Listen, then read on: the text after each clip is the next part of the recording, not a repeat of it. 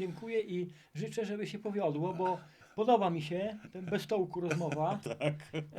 I dobrze wybrałeś mnie jako rozmówcę, Tak, bo bardzo ze mi się mną też do podobało. tołku dojść Tak, ciężko. wszystko kurna było jak nie w lewo, to w prawo, Tak, gdzieś tam tak, dookoła. tak, tak. Także bez stołku bardzo Wiesz, pięknie. no jestem otwartym człowiekiem, więc No to z czego żyjesz? z czego żyję? No z bycia celebrytą. Z kim posiedzieć? O kurna, dawaj to. Carpaccio kurwa ze słoniny. Na całą wieś jeden miał krowę, czy tam 10 krów, to z tej wsi nikt do niego nie przyjdzie kupić mleka. Żeby chyba nie zarobił na tobie. W tym Podlasiu, o tym wszystkim to taka zawiść, nienawiść no. między ludźmi jest. Rozmowy ostateczne. Rozmowy ostateczne. Z kim posiedzieć? O kurna, dawaj to. Carpaccio kurwa ze słoniny.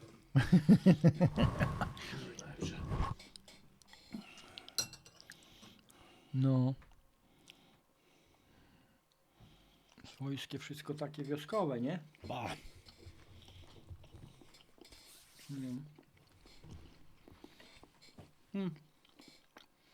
Z wioski przyjechał się wioskowym częstuje. Zamiast kurna jakiegoś... Na wsi nie ma, na wsi czegoś takiego nie ma. No wiem właśnie kurna, śmiejesz się przecież że na wioskę to wiem, że kurwa jak nie Lewiatan kurna to Archelan albo kurwa Dino. Tak jest. Nawet kurwa ziemniaki z Biedronki. Co? Mleko w kartonie? Tak, nic nie ma na wiosce kurwa, nie ma, zupełnie. To jest kurwa obraz naprawdę, który mnie bardzo mocno dotyka. Będzie na całą wieś jeden miał krowę, czy tam 10 krów, to z tej wsi nikt do niego nie przyjdzie kupić mleka. Żeby chyba nie zarobił na tobie. No i też o tym Podlasiu, o tym wszystkim to taka zawiść, nienawiść no. między ludźmi jest. Teraz jest nie do opisania. Co się porobiło, nie?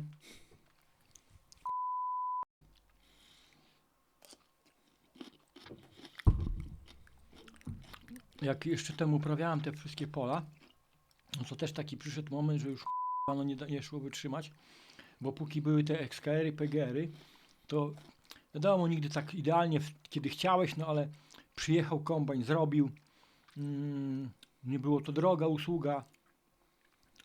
Potem trochę było w tych prywatnych bizonów, nie mieli, pojawiły się pierwsze, nie mieli strasznie dużo ziemi, robili usługi chętnie też.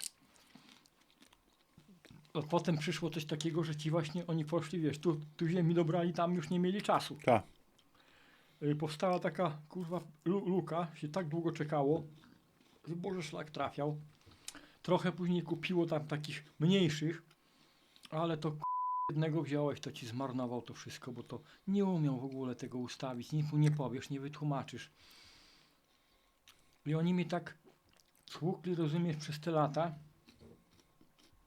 Ja byłem przekonany, no fakt, no zielsko jest, musi być brudne, potem się czyści na tej Wialni, całą zimę, no. nie? Jeszcze nie było, na rynek robiłem, nie było, że się na silniczek. Ręka. Wialnie stawiałem, tu była ta zasuwka, się sypało, cały worek nie wchodził. Ten worek tak musiałeś potem podnosić jedną ręką i tu bo do pomocy, jak nie miałeś kogoś, czasem tam ktoś przyszedł, ale nie zawsze, nie? Tu trzeba było cyk zrobić tych tam na ten rynek, żeby mieć takie czyściejsze, nie? No. I kurde, i to zepsute to. I ostatni taki sąsiad z poprzedniej wsi, taki też miał tego bizona, przyjechał. No, przestało, no tak była pogoda, te żyto, wiesz, tak już się pozałamywało.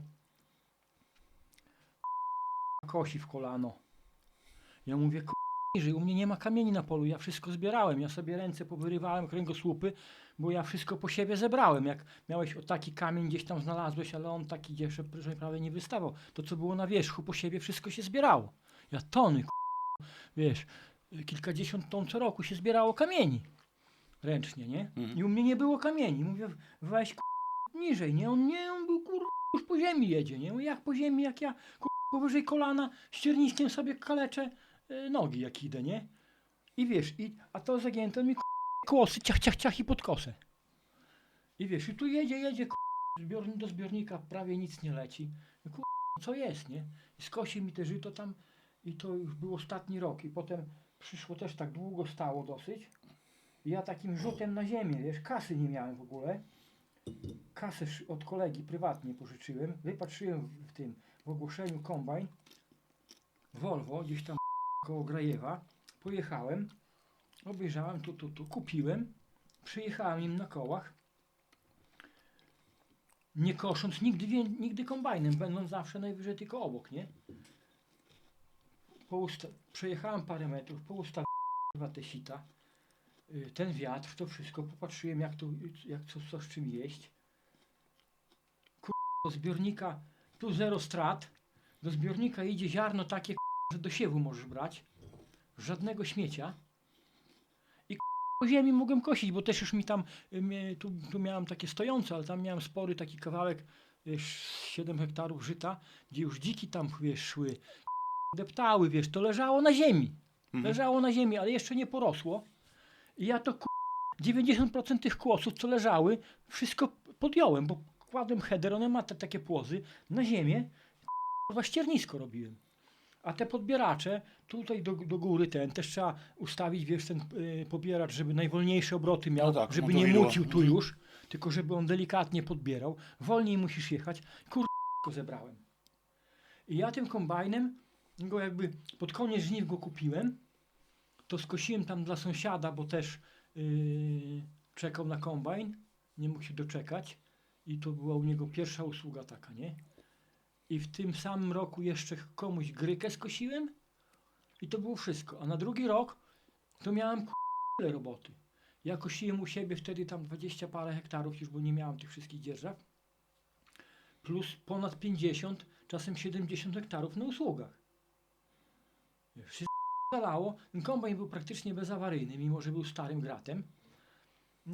Mały, nieduży, ale też i wydajny. Wiesz, zboże fajnie czyściło. Każdy zadowolony był, nie?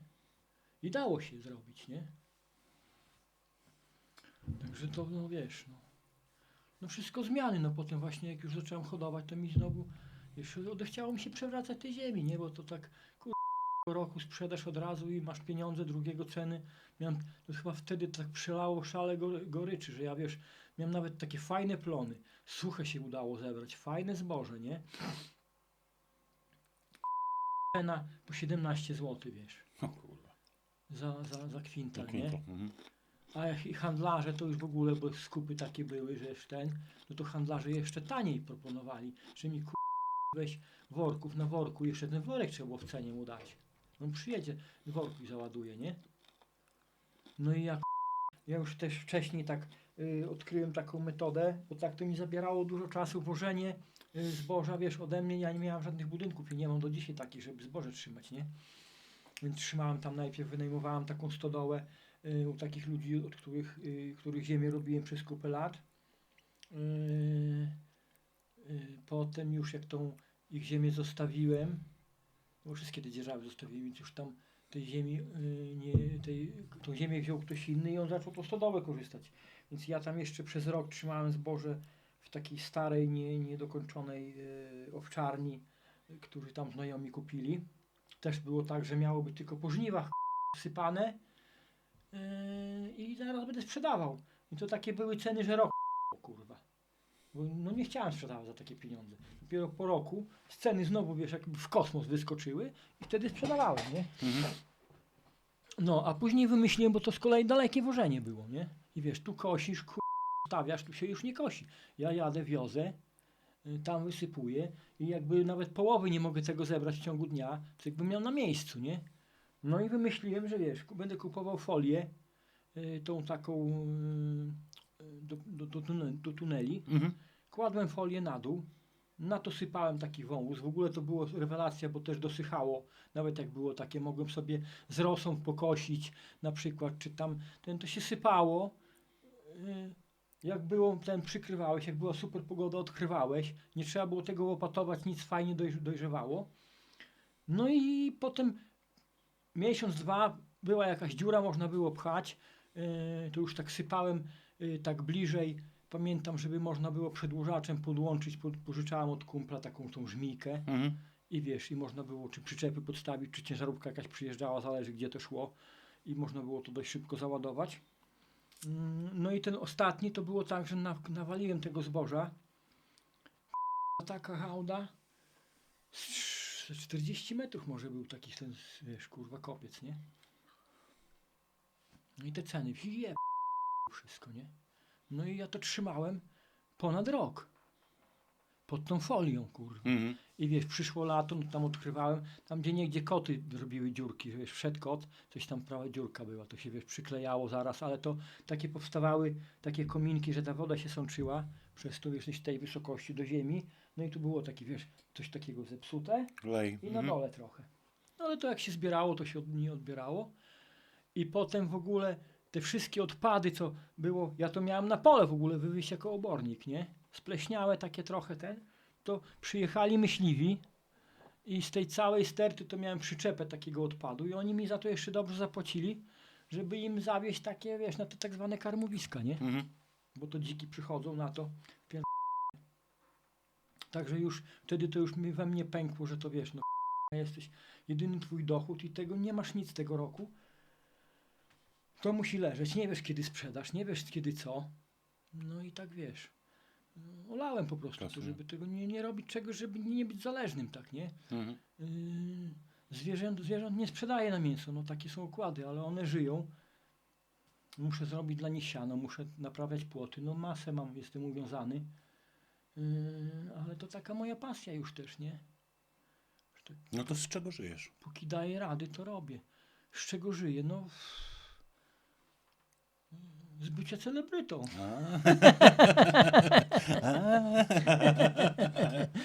No, z czego żyję, kurde. No. Się mówi, że można żyć miłością samą. No jak się kocha, wiesz, to miejsce, w którym żyjesz i to, co robisz, to mimo jakichś takich, wiesz, słabych okresów, no to tym żyjesz, no. No, ale wiatrem nie żyjesz. No wiatrem nie, no ale jak wiatr wieje, to jak umiesz żagle dobrze ustawić, to jedziesz, nie? No tak. No. No ale jesteś takim Jak wolnym, to się mówi, wiesz, wolnym ptakiem. Kto tam liznął trochę żeglarstwa, to by nie wiedział o co chodzi, ale da się płynąć pod wiatr. Nie, no tak. Halsem pod największy wiatr, nie? No raczej. No i tak się płynie, no oczywiście się płynie dużo dłużej. Trzeba mocno zbaczać z kursu, ale da się płynąć pod wiatr. No i tak tego się trzymam. Że w ten No to sposób. Macieju, to posłuchaj teraz kolejna jakby rzecz. Bo kurna, tak zbaczamy ze wszystkiego, Zbaczamy, no, ale kurna, to- po prostu nie ma, ale dobrze, bo kanał się nazywa Bez Tołku, wiesz, to bardzo pasuje do tego, No. że rozmowa jest czasami kurna bez Nie- tołku. Nie chcę tylko siebie tutaj, wiesz, Nie, to właśnie o to chodzi, ale zareklamować, słuchaj, ale posłuchaj, jedna rzecz, która mnie jakby, wiesz, też no, interesuje, bo nigdzie jej jakby nie można, wiesz, znaleźć. Rodzina, bo jesteś wolnym ptakiem. Nie no masz... jestem, to nie tak, że chcę, no tak się życie potoczyło. Ojciec zmarł kupę lat temu, nie dożył Unii, nie dożył zwierząt, bo to, co mówiłem, przerwaliśmy. To jakby decyzja o tym, żeby mieć te zwierzęta. Ona, wiesz, za mną zawsze chodziło, tylko tak, no to jest odpowiedzialność, więc jak się bujałem, no to nie będę tych zwierząt miał, Jasna będąc sprawa. sam, nie? Mhm. Więc to odkładałem, brakowało mi tego zawsze bardzo i to poczułem dopiero, jak zaczęły przybywać te zwierzęta, jak bardzo mi tego brakowało. I jak ojciec umarł, to ja, będąc jakby już w cudzysłowiu, nie? Bo też dzisiaj oddałbym wszystko, żeby ojciec żył na przykład, nie? To jest już niemożliwe, ale tak się potoczyło, jak się potoczyło. I ja sobie pomyślałem, że jak ja 2 lata już siedzę na dupie i też potrafię tutaj jakoś żyć, no to będę siedział, nie? Już trochę się najeździłem, trochę mnie pewne rzeczy też zmęczyły. Ja jeździłem trochę na zachód, też siedziałem tam pracowałem. No, w Anglii chyba tak. W Anglii jeszcze. byłem, w Danii byłem, w Niemczech. Też mnie tam zmęczy, bo już się ten zaczął, to tak jak z tymi motocyklami, wiesz. Ja Zaczęło wiem, być, bo to Unia się zaczęło być- otworzyło wszystko. Nie, Unia to się nie otworzyła, wiesz, ja tam wszędzie byłem nielegalnie. Też były masy przygód różnych, ale wszędzie mi było dobrze, bo bardzo dobrze trafiałem. Raz pracowałem u Polaków w Danii i po tygodniu powiedziałem, co o nich myślę i że jak chcą, to ja mogę pracować u nich dalej, ale nie będziecie mnie traktować jak śmiecia, bo ja tu pracuję jak traktor dla was i będę robił tak, jak ja uważam, a nie tak, jak wy byście chcieli, bo nie dam się zajeździć. Ja tu przyjechałem zobaczyć, zwiedzić, poznać w ogóle Zachód. To był mój pierwszy wyjazd na Zachód do Danii, nie? I ja tu mogę być, bo tam moja mama mieszkała z mężem swoim, ówczesnym Duńczykiem. Była moja siostra ze strony mamy. Więc ja do nich przyjechałem na ich zaproszenie. Ja tam nie musiałem pracować. Ja chciałem, to poszedłem do pracy. Załatwili mi tą pracę, ale jakby mogłem nie pracować, nie? Albo znaleźć zaraz sobie drugą pracę. Więc szybko, twardo powiedziałem, co tym cwaniakom, o tych cwaniakach, bo to Polaczki takie, nie? Dorobkiewicze, co o nich myślę i że nie mogą mnie traktować jak tutaj, jak niewolnika. I oni po prostu, wiesz, jeden już zaczął mnie unikać, w ogóle nie przychodził, tak jakby mijał mnie. Drugi normalnie mnie traktował, ale już tak, wiesz, no normalnie, nie? Jak człowieka, nie? Także skończyłem u nich ten jeden wyjazd, 2 miesiące pobyłem i potem za rok pojechałem jeszcze raz, bo też mnie wzięli do tej pracy, więc jakby wszystko ok. No ale jeszcze tam u nich to jak byłem w tej Danii to było ok. Potem jak do tych Niemiec jeździłem przez te kontakty motocyklowe, nie? Tam jeździłem częściej na takie krótsze jakieś, wiesz, i prace ogrodowe robiłem i jakieś remontowe i jakieś komuś coś tam przy motocyklu porobić. No masę takich, wiesz, ciekawych fuch robiłem takich, nie? Poznałem tam masę fajnych ludzi takich ciekawych. Chociaż Niemiec jako Niemiec nie lubię, narodu nie lubię. Mam ku temu powody. Ale no są jednostki, nie? Które można lubić, no. I nawiązujesz taką więź, wiesz, ponad narodową w różnych tematach. Czujesz się szanowany, no to wiesz, to jeździsz. No i tam jeździłem, ale tam już się zaczęło tak robić, mimo że wiesz, że jeszcze to było przed Unią, że tych Polaków coraz więcej i już było wstyd być Polakiem. Już było wstyd być Polakiem, bo Polak się kojarzył z pijaństwem, z rozróbami, z kradzieżami. Nie? Podstawowa rzeczy. I przychodziłeś gdzieś tam, mojego dobrego kolegi motocyklisty, ojciec, fantastyczny człowiek. On mi takie fuchy zlecał, zawsze, wiesz, fajne roboty jakieś, nie? Powiedzmy, o tak jakbym u ciebie miał tu przyjść i te deski położyć, nie? I to, wiesz, miałem narzędzia dane, wszystko i u ludzi, u których robiłem, on mnie przedstawiał jako fachowca zajebistego i oni od razu inaczej patrzyli, ale jak już zostawałem sam bez niego i coś tam sobie grzebałem, to Niemiec prawie każdy robił takie, wiesz, chciał cię sprawdzić, co ci coś podłożył, czy coś nie ukradniesz, to wiesz, skrzynkę piwa, bo to Polak, no to skrzynkę piwa i ja na przykład potrafiłem przez tydzień nie wypić ani jednego piwa, bo jakby pracowałem, to mi te piwo do niczego nie było potrzebne. No oni byli, wiesz, i to w jaki sposób oni okazywali to zdziwienie, że ty nie ukradłeś, albo że nie wypiłeś wszystkiego piwa w 2 dni. To było i zabawne, i takie uwłaczające, nie? Bo widziałeś, że cię traktują jako takiego, wiesz, śmiecia i są zdziwieni, że ty tym śmieciem nie jesteś, nie? W Anglii z kolei też super trafiłem i też miałem ten pracodawca, który potem mnie przekazał takiemu gościowi, który tam kupował jakieś takie, wiesz, nieruchomości, jakieś mieszkania. I ja tam sam byłem przywożony, żeby po prostu, wiesz, jakieś odmalować wszystko, nie? I oni mnie tam cenili, ale też ten mnie nie znał, tak? I na przykład była taka sytuacja, tam gdzieś ten telefon stał i ja ten telefon musiałem, wiesz, postawić na ziemię, bo tam jakaś taka półeczka była, którą trzeba było zabezpieczyć przed malowaniem, nie? A on chciał zadzwonić do mnie, czy ja tam jestem, sprawdzić i nie mógł się dodzwonić. Się okazało, że wiesz, tutaj ta słuchawka jakoś tam poszła, czy coś. On wpadł, te drzwi to prawie wyrwał, lata, patrzy i z mordą do mnie, że ja do Polski pewnie dzwoniłem. I że ja tu nabijam rachunki dla jego przyjaciela, nie? To się okazało, że rzeczywiście żadną, to mi do głowy nie przyszło, wiesz, komuś zrobić takie świństwo, nie? Potem mnie przepraszał, no bo nabuntował oczywiście tego kolegę i oni to sprawdzili tam w tym BT, British Telecommunication, czy były jakieś połączenia w ogóle, no nikt nie dzwonił w ogóle, wiesz, także przepraszam, nie? No ale też potem jakby miałem takie zaufanie od nich, no ja wszystko robiłem elegancko i dobrze mnie traktowali. Premię jeszcze dostawałem zawsze po jakiejś pracy. No ale mówię, no tak już mieszkałem tam gdzieś tam z Polakami, tych Polaków było wszędzie, wiesz, się wchodziło tak jak zwiedzałem ten Londyn, tam gdzieś chciałem gdzie zobaczyć, no wiesz, dom handlowy Harrodsa, taka ekskluzywna rzecz, no to chciałem zobaczyć, w ogóle myślałem, że tam nie można wejść tak, wiesz, dlatego, ale zobaczyć, być na tej ulicy, bo tam dużo sklepów drogich, no i ten Harrods, no tak się, no ja chciałeś to zobaczyć, nie?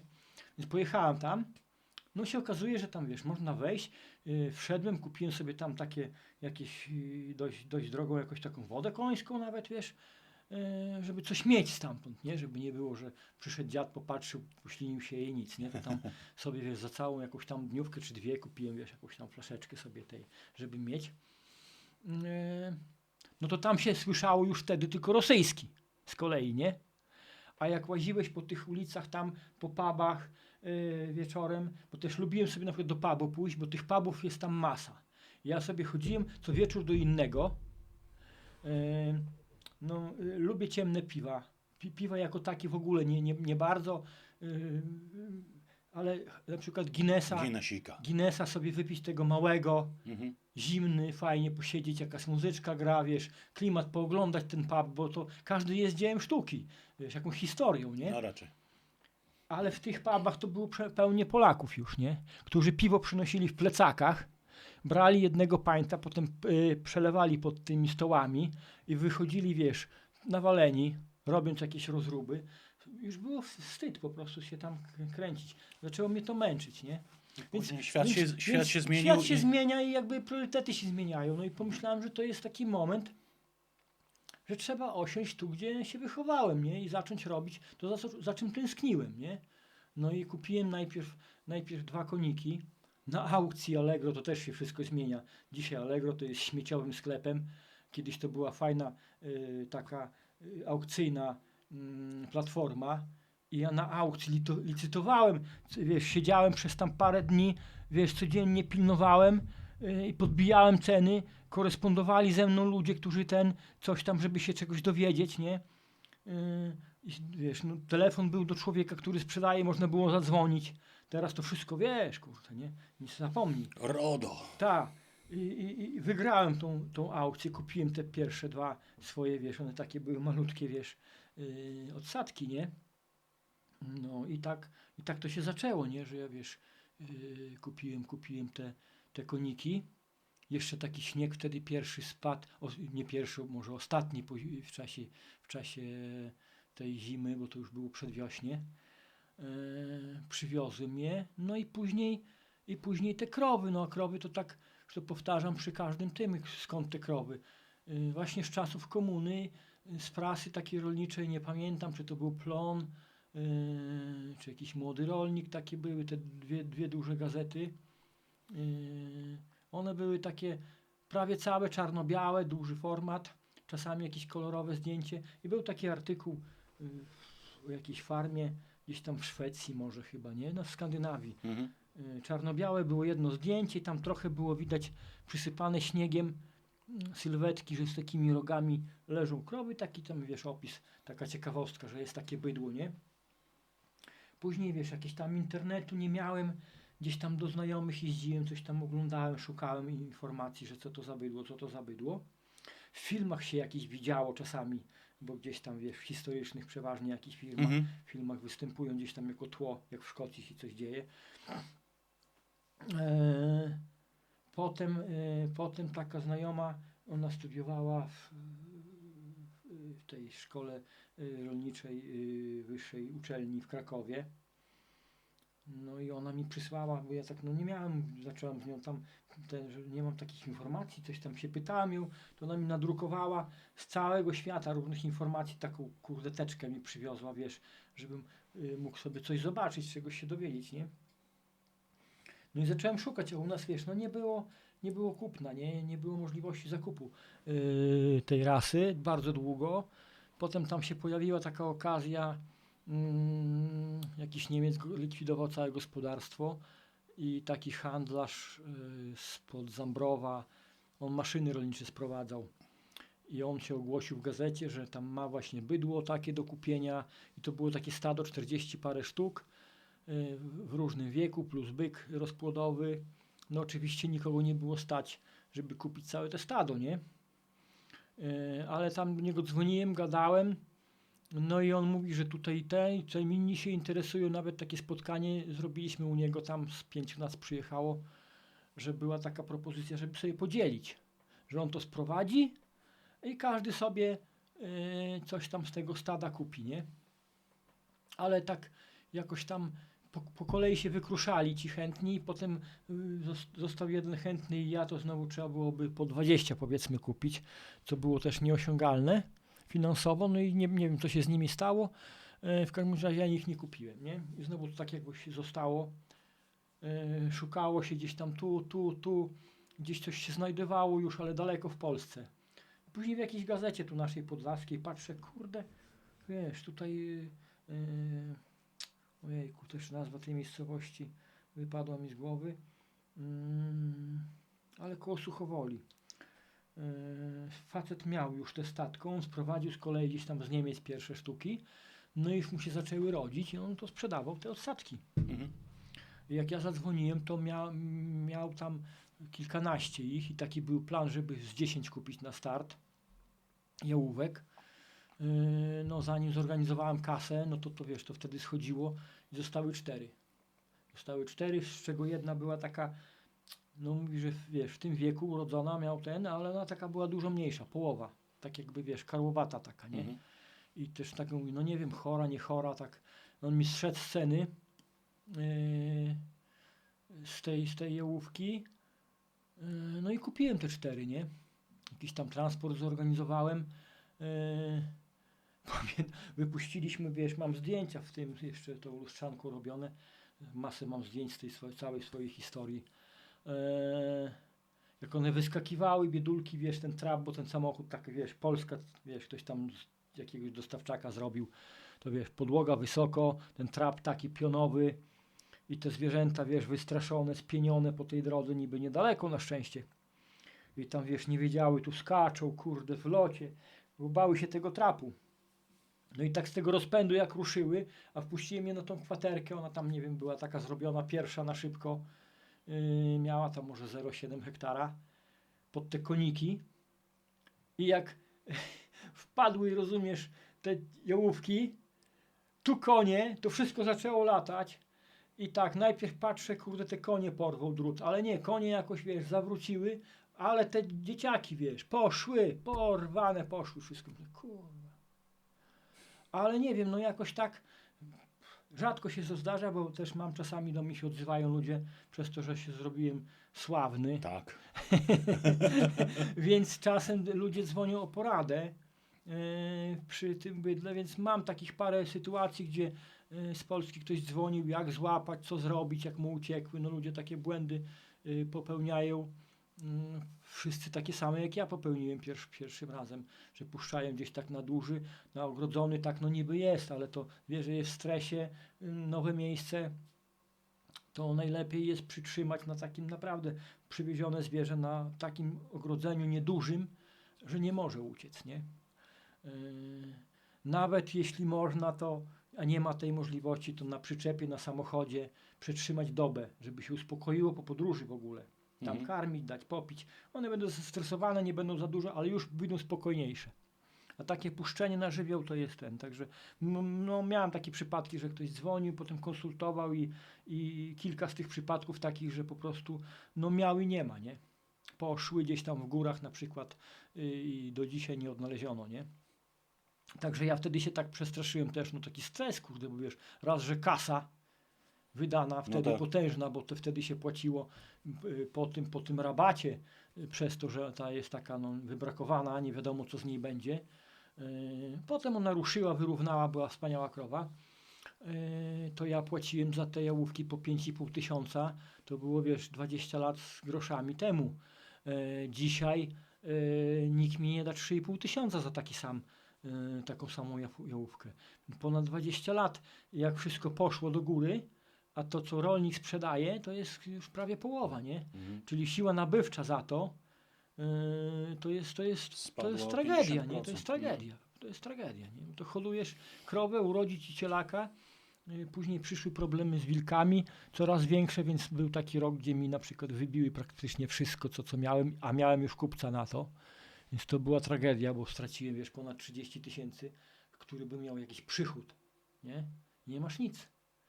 Musisz płacić, nikogo nie obchodzi. Do komornika wszystko idzie, bo nie zapłacone, a ty nie masz pieniędzy, bo twoje jałóweczki, byczki, wszystko malutkie, takie fajne zwierzątka, że każdy by przytulał, to wilki zjadły, nie?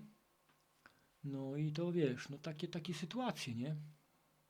Wszystko się, wiesz, z czymś wiąże, nie? Nie miałbym tych psów, które mam, żeby nie te wilki, nie? Bo mimo, że na przykład no, marzyłem o dużych rasach, może o tych alabajach to się dowiedziałem jakby na końcu, bo inne mnie brałem pod uwagę, ale zawsze chciałem mieć wielkiego psa, nie? No jak masz... No pamiętam ten odcinek, gdzie robiłeś kojec i... Tak, jak masz psy, które mają minimalnie chociaż chronić, to musisz mieć minimum 2, to jest takie, no już takie tragiczne minimum, nie? Więc kupić z hodowli 2 alabaje albo kangale, to jest minimum 12 tysięcy. Za szczeniaki, które przez 2 lata musisz trzymać w kojcu każdej nocy, żeby ich nie zjadły wilki. Bo dopiero jak skończą 2 lata, to już możesz zacząć tak trochę puszczać, bo one już są zmężniałe, nie? Też jest to ryzyko, że stracisz te psy, że albo będą pokaleczone, no to jest, wiesz, to też takie nie jest to czarno-białe, że już masz psy, to koniec, to one ci zabiją wilki, nie? Niekoniecznie. Różnie może być. Znam przypadek, gdzie suka alabaja zabiła waderę i 2 wilki, takie już spore dzieci jej, gdzie przyszły do hodowli tych danieli i też tam chłopu zabijały te zwierzęta dość często, więc ktoś tam mu poradził i on kupił takiego alabaja sukę, ktoś tam się pozbywał, starsza taka, nie? Że to tego już tam nie mogli nad nią zapagnować, czy ona była agresywna w domu, czy tam coś. I po prostu to za grosze ją kupił, ale jedną. I każdy mówi, przecież oni ci ją zabiją. Teren miał ogrodzony siatką wysoką, te wilki, wiesz, to szły górą, to podkop robiły pod tym betonem bez problemu. I on, rozumiesz, któregoś razu wychodzi i przylatuje ta suka, ona cała w krwi. On najpierw myślał, że może ona rzuciła się na te Daniele, wiesz. Zalatuje tam, patrzy, coś leży, tu leży coś, nie? Ale już blisko to widzi, że to nie ten. 3 wilki, rozumiesz? Nie wypuściła już żadnego.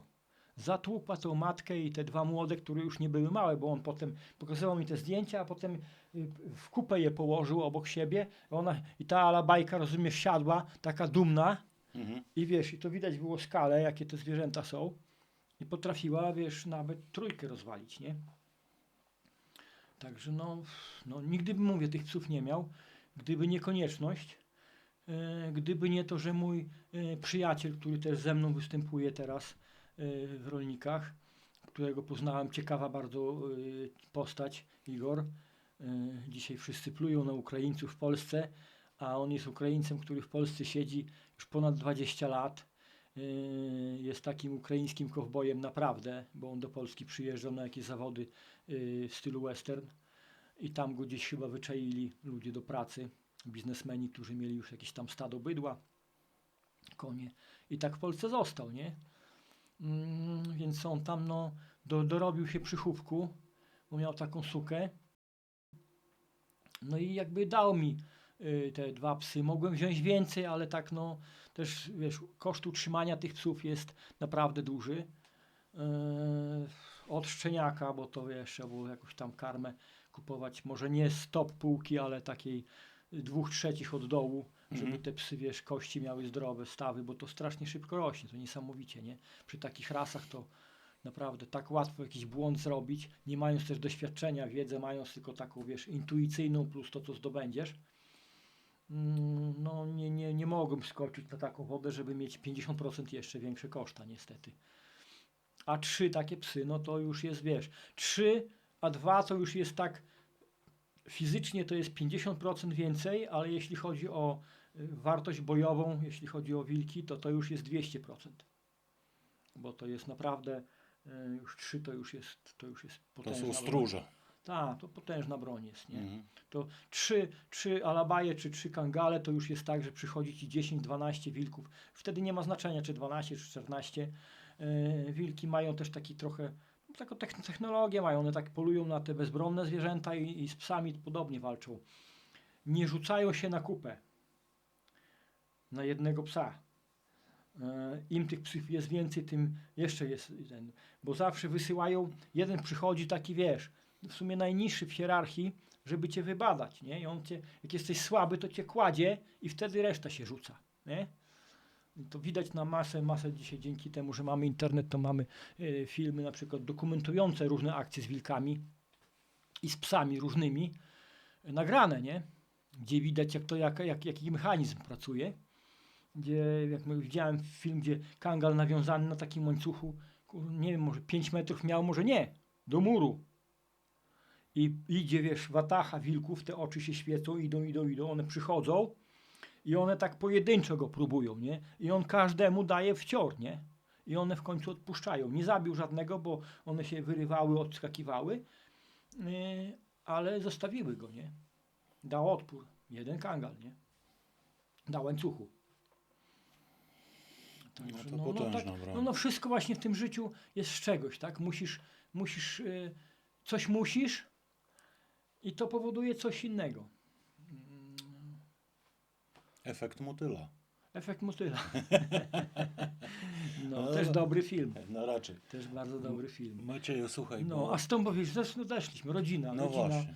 Rodzina, no to tak, ojciec mi zmarł. Z matką rozeszli się bardzo dawno, w moim takim dzieciństwie raczkującym, że tak powiem.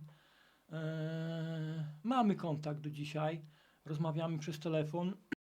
Mieszka w Danii, siostra też. No i tak, wiesz, no nie ma, a swojej rodziny nie założyłem, no jakoś tak, wiesz, no. Lubię kobiety mnie lubią. No właśnie, a ale- teraz jak sławny jesteś, to możesz ale przebierać ten- pewnie. No, Na pewno, nie mów, że to nie ci masz. powiem, że tak, to jest taka, to jest bo w ogóle zacznijmy od tego, że to nie jest sława, no daj spokój. Nie jestem sławny, jestem znany, rozpoznawalny przez jakichś tam ludzi. Też czasami mnie zaskakuje bardzo spektrum ludzi, którzy oglądają Ale to jest zasięg rolników, bo myślałem, że tak bardzo głównie duży. ze wsi lub tacy, co bardzo szybko korzenie jakieś takie krótkie mają z tej wsi, nie? Mhm. Się okazuje, że też tacy ludzie, No absolutnie nie. że wiesz, trzecie, siódme pokolenie w mieście, jacyś profesorowie i też, kurde, oglądają, nie? Także, ale oczywiście mniejszość. Ale to sława, no nie, wiesz, no sława, no to nie jest taka sława, wiesz, no nie jesteśmy żadnymi gwiazdorami, no byłem w Zakopanem, teraz będzie niedługo będzie premiera, będzie 6 odcinków podróży Gienka i Jastrzębia, w zeszłym roku byli nad morzem Mhm. i tak kurde im pozazdrościłem, bo w urywki też nie oglądałem całości, tylko urywki i w urywkach był facet, którego poznałem właśnie na zlocie, najpierw w tym koło Słupska, tam taka miejscowość, kurde, były zloty. On tam przyjechał Wilisem, dał mi się pojeździć tym Wilisem. Już wtedy zaczynał zbierać stare militarne rzeczy. Był facetem, który całe życie swoje młodsze pływał na statkach po świecie, dorobił się parę złotych, dorobił się kontaktów, potem rozkręcił dzięki tym kontaktom ciekawy biznes, dzięki któremu w ogóle jest twórcą największego w Europie zlotu pojazdów militarnych w Darłowie. Teraz ma tam fantastyczną taką bazę, wiesz, no jest znany, remontuje w ogóle te pojazdy na cały świat, tam do niego przywożą, wspaniałą kolekcję. No taki, wiesz, no spełniony facet. No i Gienek z Jastrzębiem u nich był. U niego, nie? I tak, kurde, tam jechali jakimś czołgiem czymś i patrzę, ten, kurde, też już imienia nie pamiętam, wysoki, zdrowy taki chłop, wiesz.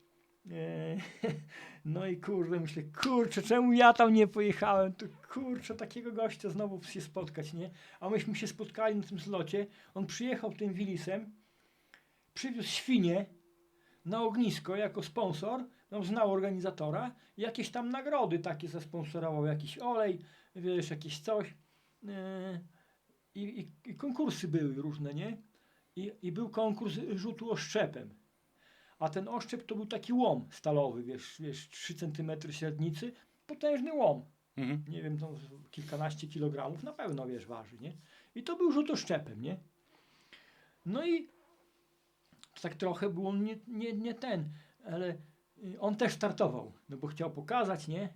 No i rzucił, zlot był duży, tam, ale jak to w takich, wiesz, akcjach nie wszyscy biorą udział, tam, wiesz, tam z 30 osób może rzucało, nie? No i, wiesz, on rzucił tym łomem, gdzieś tam wbił, wiesz, zaznaczyli, ja rzuciłem, wiesz, z pół metra, może mniej niż on, a potem to było, wiesz, 4 metry. Dopiero następni byli, nie? No i on też tak przeżywał, bo ja nie jestem jakiś taki, wiesz, wielki, nie? Nabity, jak to się mówi, nie? I tak patrzy, mówi, kurde, mówi, jak? Skąd? Mówi, w życiu, Skąd? mówi, ja jeżdżę po tych zlotach, robię ten konkurs, mówi, nie? To mówi, nikt nie rzucił bliżej niż 2 metry do mnie. A tobie, mówi, mało zabrakowało, nie? No i dało mi się tym Wilisem właśnie pojeździć, nie? No i fajnie by było się spotkać. No nie dało się, a w tym roku miałem tą przyjemność pojechać z Gienkiem, z Jastrzębiem w góry. No i dzięki temu byłem 3. raz w życiu w Zakopanym, w okolicach tych wszystkich. No też fantastyczna przygoda. No i mieliśmy tam takie, że no Gienka, Jastrzębia to praktycznie wszędzie rozpoznają, nie? Ja zawsze jestem mniej jednak rozpoznawalny, chociaż po głosie mnie dużo ludzi. Ale tak jesteś czasami, bardzo lubiany. Czasami jest tak, że ktoś patrzy i czeka, aż się odezwę, nie? O, i wtedy już, że ja, nie? Że ja. No. Że Ja wiedzą. tak się poznałem na przykład z Przemkiem Kossakowskim, który jest taka osoba, ja nie mam czegoś takiego, że właśnie ktoś znany gdzieś idzie i bym podleciał i chcę pogadać. Szanuję taką, wiesz, Prywatność. taką prywatność, nie? I nie ten, ale Przemka tak lubiłem w tych programach, póki oglądałem telewizję i on tu się zaczął tam w Chrynkach w sklepie, czy tam wzdłuż tego, wiesz, regału, kurde, Przemek Kossakowski, ale jakiś taki mały, nie, podobny jakiś typ, nie? No i ja tu swoje zakupy przeszedłem obok do kasy, ja miałem tam trochę więcej, tu się pakuje już, a on już tą ekspedientką coś tam się pytał. Głos. No, Przemek w 100%, 100% Przemek Kossakowski. No już pozwoliłem sobie na taką bezczelność, że wyszedłem z tego sklepu, włożyłem do samochodu swoje te zakupy i czekam. No chcę zagadać z chłopem, no trudno, przeproszę, może urażę, może coś, no najwyżej powie mi nie? A on wtedy mieszkał właśnie u A on Klimowicza. też, ale to już później. Bo jak ja go poznałem, to mieszkał jeszcze bliżej mnie. Z drugiej, chociaż może nie, no bliżej trochę, tylko z drugiej strony. No i tak przy samochodzie go zagadałem, słuchaj. No i z godzinę przegadaliśmy na tym parkingu. No i tak wiesz, no. Teraz tak samo odbieram, bo na przykład mnie czasami ludzie mówią, że w telewizji to im się wydawało, że ja większy jestem, nie? Wiesz, telewizja albo cię powiększy, albo pomniejszy. To jest, wiesz, nie? Także no, takie no. No, takie. Ale mówię, no nie czuję się gwiazdą.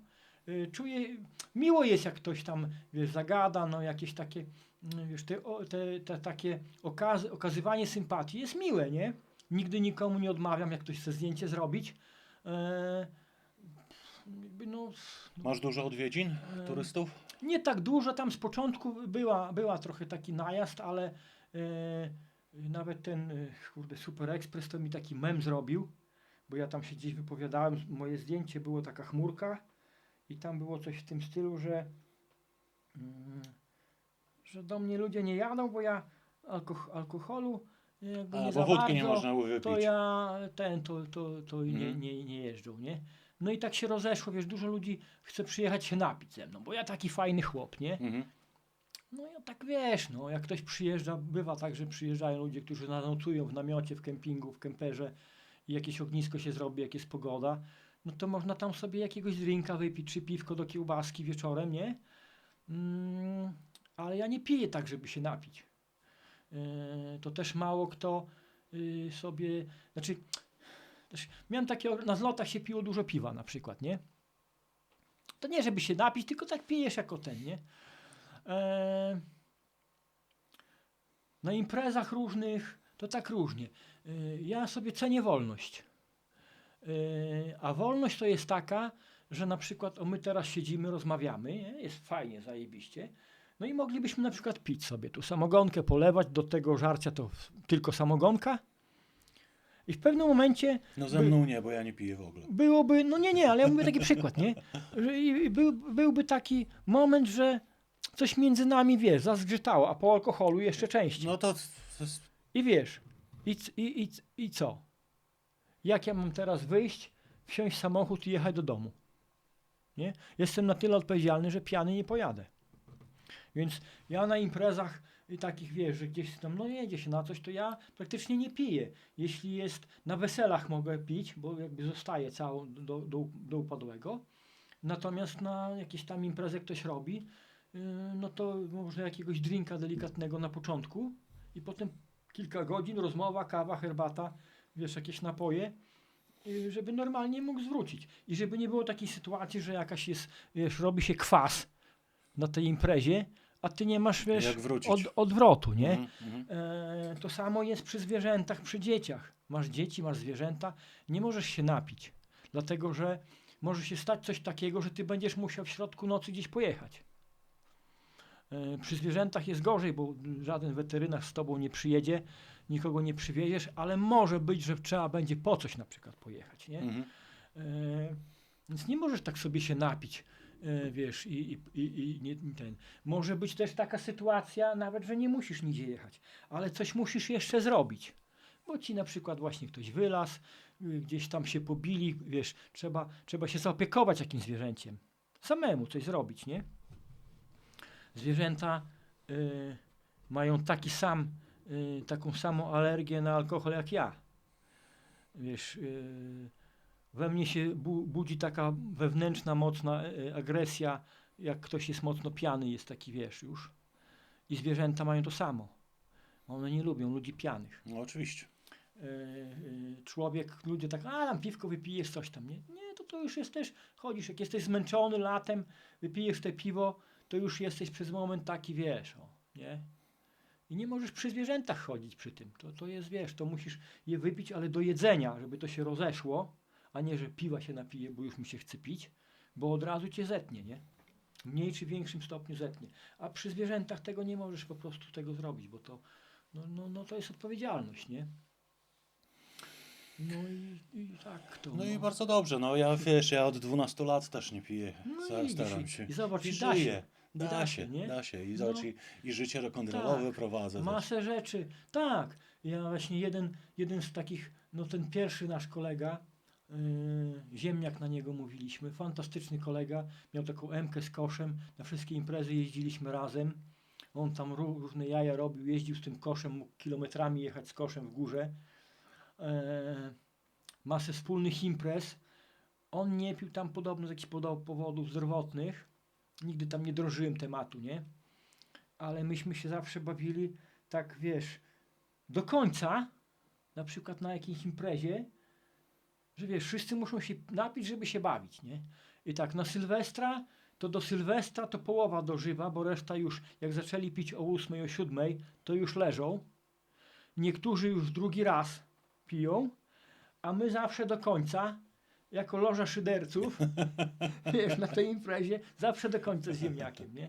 Fantastyczny kolega był, zginął tragicznie w Grecji, pojechał do pracy, tam, wiesz, no też chciał sobie zarobić właśnie na jakiś motocykl japoński, miał wtedy takie marzenie. No to był taki szok dla całego naszego tutaj takiej kliki, która wtedy była olbrzymia. No to takie niezapomniane wrażenie. Pierwszy taki strzał, gdzie wiesz, no kupa facetów twardych przyjechała na pogrzeb i wszyscy, wiesz, to się lały łzy. Tam nikt nie mógł wytrzymać, nie? Na pogrzebie, na wszystkim. Wszyscy go szanowali, lubili. I to taki, no pierwszy, który odszedł z takiej naszej grupy. Wiesz, no. No są to tematy. No Są właśnie, tematy, no. jak jesteśmy przy tych tematach, to też muszę cię o to też spytać. Macieju, powiedz, no bo filozofię życiową twoją mniej więcej już znam. Jesteś outsiderem, jesteś wolnym ptakiem, lubisz zarządzać sobą. A powiedz, jak u ciebie, bo teraz wiesz, no społeczeństwo się laicyzuje, jesteśmy dla siebie i Panem Bogiem, i Kościołem, nie wiem, ołtarzem, wszystkim. Powiedz, jak u ciebie z wiarą? No ja już ci to wspominałem, ja jestem niewierzący. Szanuję, wiesz, jestem przeciwnikiem niszczenia, zaniedbywania nawet wszelkich cmentarzy, świątyń, tych, których dzisiaj już jakby nie ma wyznawców. Na terenie Podlasia mamy pamiątki po ewangelikach, po protestantach, po Żydach, po Tatarach. No na szczęście Tatarzy jakoś tam o Dbają siebie już. dbają i Tak. mamy te 2 punkty Kruszniany i Bochoniki, Bochoniki. gdzie kwitnie Wszystko jest pięknie, zadbane. cmentarze są zadbane. Turystyka kwitnie. Turystyka dzięki temu kwitnie, Podlasie dużo dzięki temu zyskuje. Mimo że też są tak przez wielu ludzi niestety poniewierani tak słownie i nieszanowani. No bo islam, nie? No to raz, no ogólnie tak, nie? To się ciągnęło, się mówi, że to Podlasie jest takie tolerancyjne, bo tu tyle kultur. Absolutnie. Nieprawda, od zawsze były, Tak, zawsze się bili katolicy z prawosławnymi na Tak, to zabawach. zawsze byli kurwa. To ruskie przyszli. Ruskie, dokładnie tak, kacapy. Kacapy, To zawsze było tak. Tam wieś kacapska, tutaj taka, tam taka, na Zawsze było Ja tak. z dzieciństwa pamiętam, wiesz, te śniegi, to jak się pojechało do jakiejś wsi, gdzie była zabawa następnego, czy tam nawet, bo to ten... Tak, to zawsze wioska na Tam wioskę, jak ci śnieg przychodzą był kacapy cały w i to. krwi. Tak. Ludzie się tak i między innymi to na tym, nie? Na tym tle. W samych Krusznianach, no to tam właśnie, wiesz, no tak nieduża wieś, gdzie były wszystkie w jednej wsi, więc oni może nie było aż takich konfliktów. Nie? Tak jak ten Dżemil, kolega, który tam oprowadza teraz po meczecie, opowiada, on zawsze to właśnie mówi, że no tak bieda w tych Kruszynianach zawsze była, no bo tam ludzie nie mieli kiedy pracować, bo każda religia w innym dniu było święto, a jak tu ten miał święto, to ten też nie robił, żeby na przykład za płotem gnoju nie wtrząsać, jak ten ma święto. No tak. Więc wiesz, 4 dni w tygodniu nie mieli mu jak robić, bo każdy na przykład, nie? W cudzysłowie oczywiście, No tak, żartobliwie. tak. Ale no tak, oni sami tam jakoś najmniej mieli takich konfliktów raczej. Natomiast już z zewnątrz to z taką pogardą mówiono i do dzisiaj mówiono o Tatarach. Mimo że ja znam tych ludzi bardzo dobrze, tych rodzin, które przeżyły, niektórzy tam przyjeżdżają, wracają. Bardzo, No, wiesz, bardzo, my nawet tutaj mieliśmy, wiesz, w podstawówce też bardzo i te fajni same- ludzie, bardzo fajni ludzie, gościnni. Wiesz, no naprawdę takie, nigdy nie miałem, wiesz, przykrości z tytułu jakiejś tam ze strony kogoś, kto ma korzenie tatarskie, nie? A jeszcze Moja nawiązując... żona ma na nazwisko panieńskie Tałałaj. Tałałaj. Tak, i pamiętam właśnie, jak byliśmy w Kruszynianach i Dżemil oprowadzał nas po tym. No i ona właśnie podeszła i mówi, no, że Tałałaj, no to na pewno jakieś tatarskie, Aha. tatarskie nazwisko i co to? No. I Dżemil mówi, wiesz, Tałałaj to był taki, nie za bardzo, kurczę, taki ten, to był taki, wiesz, giermek dla Tatara. To był Tałałaj. Tałałaj. I Agnieszka mówi, kurczę, no, jaka porażka. No, tak. Dumne korzenie. No. No, także tak No. tutaj mamy. No, ale każdy ma, no wiesz, jakiś Kurde, tam w teraz rodzinie niestety, Znowu, jak nieprawosławny, to wiesz, no to znowu mi wyleciało mi te nazwisko. Będziesz wiedział, jak ci zaraz powiem, bo to nawiązanie znowu do filmów. Mhm. Wiesz, legenda filmów wojennych, filmów takich, no dzisiaj byśmy powiedzieli policyjno-sensacyjnych oraz westernów obok Clint'a Eastwooda na przykład. To jest No kto? No Redford tak, no ale taką charakterystyczną urodę miał. czekaj, to Kurde, mi wypadło właśnie całkowicie z głowy jego nazwisko teraz, nie? Mhm. Jest ta słynna scena, jak przyjeżdżają po niego trzech takich rzezimieszków na kolej. Mhm. Pociąg odjeżdża, on stoi na podkładach, z podkładów kolejowych zrobiony takie, wiesz, ten. I oni mieli go odebrać, ale chcieli też go zgładzić. Nie Charles Bronson? Charles Bronson. No i ta scena, gdzie oni Tak, mówią, to że o, To z widzisz, 7 wspaniałych mamy chyba, o, tak? nie, Nie? o jednego konia za mało, bo oni na 3 koniach przyjechali, od razu wiedząc, że już dla niego nie jest potrzebny koń, nie? Mhm. A on mówi nie, o 2 za dużo. I ich rozwala, nie? Tak. A to piękna scena. Piękna w ogóle. scena, tak, to jest zajebista, ikona. Tak. Ikona, no. Charles Bronson. Charles Bronson, no, Kiedy genialny on dla był, no. mnie przez całe moje życie, do 2 lat wstecz może, myślałem, że jest metysem, czyli mieszańcem białego z Indianinem, ewentualnie z Meksykaninem, Mhm. nie? Tak byłem przekonany, bo miał tą urodę taką, A to on jest właśnie, bo ten, urodę miał taką właśnie, no, nie? a tu Się korzenie. okazuje, że on jest Tatarem i to z tych stron, wiesz, Tak, mocno do tego. No tak.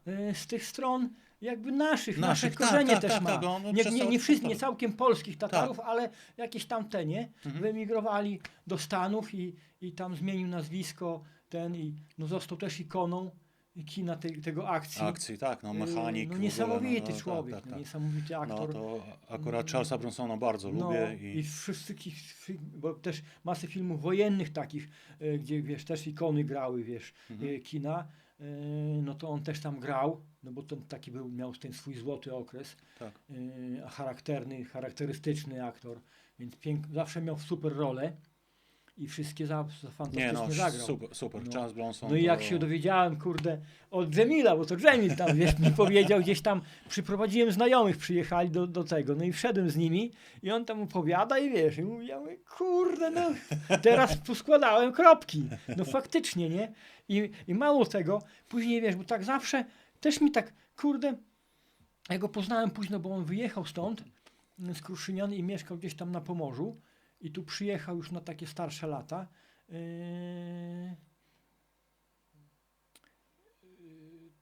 Kurde, jak on miał na imię, też zapomniałem. No tak był podobny do Charlesa Bronsona, tylko był taki trochę jakby wyższy, szczuplejszy, nie? Nie taki krępy. Mhm. Bronson taki był krępy. Nabity. Mhm. Nabity. I to brat Janety, czyli tej całej założycielki jurty, też fantastyczny człowiek.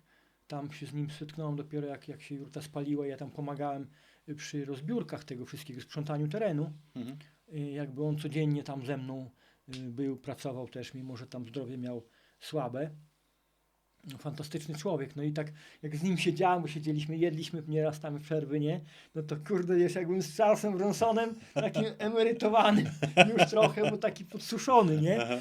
Ale no rysy identyko, nie? Myślę, kurde, przez tyle lat czemu ja nie spojrzałem, że to może być Tatar, nie? No, ale kto by mi pomyślał, że raptem Tatar w Ameryce, nie? No nie. Więc bardziej byłem skłonny, wiesz, zupełnie inaczej pozycjonować jakby pochodzenie Charlesa Bronsona, nie? No, także to takie, widzisz, jak to wszystko się splata, nie? No raczej. No, wszystko dokładnie. się splata. Niesamowicie. No to, czyli co, Macieju? Nie będę już drążył tego tematu. Wiem, że jesteś niewierzącym. Ale... No widzisz, bo znowu ten. No właśnie. Nie, no mogę powiedzieć, bo to jest ciekawe też. No jestem niewierzący, no wiesz. Życie mnie troszeczkę też jakoś tam ukierunkowało. Coś pokazało. No bo wiesz, muszę ci powiedzieć, no u nas deklaracje takie, wiesz, w tradycyjnym chowie, że tak powiem, że No. jesteś niewierzący, no to jesteś odszczepieńcem od razu. Tak, i to Tak jak powiem ja na przykład w Ale ja rodzinie. jestem, wiesz, właśnie dlatego ja nie, wiesz, jak mam ludzi, którzy mnie lubią, to oni mnie będą zawsze lubić, a ci, co nie lubią, to jakby mi wisi, nie? Mhm. Ja potrafię rozmawiać z każdym, chociaż uważam, że w dzisiejszym świecie, to ci powiem coś takiego, że możesz być zaskoczony moją opinią. W dzisiejszym świecie, po tym wszystkim, co się stało na tym świecie, co się dzieje, wszelkie religie powinny być całkowicie zakazane, co jest oczywiście niemożliwe do osiągnięcia. Zgadzam się z tobą w 100%, Maćku. Bo one były przyczyną i są Największych konfliktów. Wymordowania Oczywiście, ludzi. że tak. Niesamowite rzeczy, nie? Także to Wszystkie jest... wojny były tak. zawsze na tle religijnym. Tak, I to tak, jest, tak, to jest tak. I oczywiście, to jest niesnaski historia. jakieś, wiesz, Tak. To, co mieliśmy w Jugosławii, w środku Europy. Dzisiaj już mało kto zapomina, się śmieją, że u nas nie może być wojny. Kto by powiedział w momencie, kiedy w Jugosławii była wojna, że będzie wojna i że będzie tak okrutna? Nie? To wystarczy Miałem tam pojechać, gości. jeszcze zobaczyć te dzisiaj, dziury. do dzisiaj to jest rozwalone, do dzisiaj są miejsca, gdzie Oczywiście, że tak. nasze wojsko stacjonuje tam non stop, bo pilnują, żeby się nie rozpadło to wszystko, nie zaczęli się napierdzielać. Z tej popularności mojej jest tak, że też mamy tą strefę, mamy wojsko, przyjeżdżają do mnie też ludzie służący w WOT-ie, w normalnym wojsku, w Straży Granicznej, w policji z całej Polski, gdzieś tam. Mhm. Chcą sobie zdjęcia zrobić, wiesz. Ja sobie sam z nimi żartuję, różne tam jaja robimy, ale i przyjechał taki facet z Podkarpacia, żeby było śmiesznie, z moim nazwiskiem, tu miał na tym, i mówił, że on musiał mnie odwiedzić, żeby zdjęcie zrobić, żeby żonie pokazać, bo ona nie uwierzy. No i taki, jak to się mówi, stary trep, ich by przyjechało dwóch facetów, takich w wojsku całe życie. I oni prawdopodobnie może byli już na emeryturach, ale jak WOT potrzebował kadry, to pewnie ich przywrócono, żeby byli tą kadrą, wiesz, kadrą dla WOT-u. No i on sam mi mówił, tak trochę źle mówił o tych młodych, że tak strasznie podchodzą do tego, wiesz, tak źle traktują też tych ludzi, których łapią. Dla nich to jest taka zabawa. On tu z bronią, wiesz, Rambo mówi, on tak powiedział, że gier się nagrali i dla nich to wszystko gra. A mówi, my byliśmy w takich miejscach, bo on był na tych wszystkich misjach. Był właśnie w Jugosławii, był w Afganistanach, w Irakach, rozumiesz? I mówi, jak ci wszyscy, co tam z nami są, jakby zobaczyli to, co my widzieliśmy w Jugosławii, gdzie wjeżdżasz na rynek jakiegoś miasteczka i leży potężna sterta ciał bez głów i obok mniejsza sterta samych głów, to mówi, oni by wszyscy byli zasrani już. Bo to psychika by nie wytrzymała, nie? Oni sami przeżywali to. I to wszystko się działo na tle religijnym. No tak, oczywiście. Ludzie, którzy żyli od pokoleń właśnie, zaczęli się wyżynać. Bo ktoś coś tam, wiesz, nie? Polityk podburzył, bo tak jakby sami to tam, tak jak u nas było, by się pobili, może tam od czasu do czasu ktoś by zginął. No bo by tak dostał nie tam, gdzie trzeba sztachetą, nie? Ale to się nie przeradza w wojnę. Do wojny prowadzą politycy i armię. Oczywiście. Nie? I to jest to drugie zło. Granie na To jest podziałach drugie jest zło. najlepsze. Czyli ta religia, która jest zawsze ubierana. Mówiło się, że buddyzm jest taki, dopóki się nie dowiedziało pewnych faktów, że oni tacy pokojowi i w ogóle, a co oni tam zrobili z tymi w Chinach, którzy nie byli buddystami, to kto wie, to wie. Nie? Także nie ma żadnej religii, która jest tak naprawdę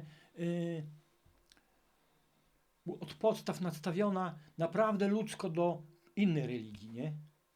Już paradoks totalny, gdzie armie na siebie idą i wszyscy mają kapelanów i modlą, żebyś zabijał tych W niewiernych. imię Boga, tak W jest. imię Boga. Mhm. Niemiec przychodził i zabijał Polaków, bo to jacyś katolicy. Wiesz. I jednych i drugich ksiądz namaszczał. Nie? Ruską armię, mimo że to była komuna, ale ten pop się liczył, pop im tam też znaczył. Idźcie, nie? I do dzisiaj to jest, no niestety. Jakieś wojny plemienne, gdzieś tam mordowania w Afryce, te wojny domowe różne. Ci są z tego, rozumiesz, to się mordują, nie?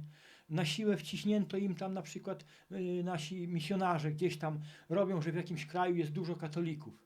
Przychodzi jakiś debil, zostaje prezydentem tego kraju i maczetami mordują tych katolików.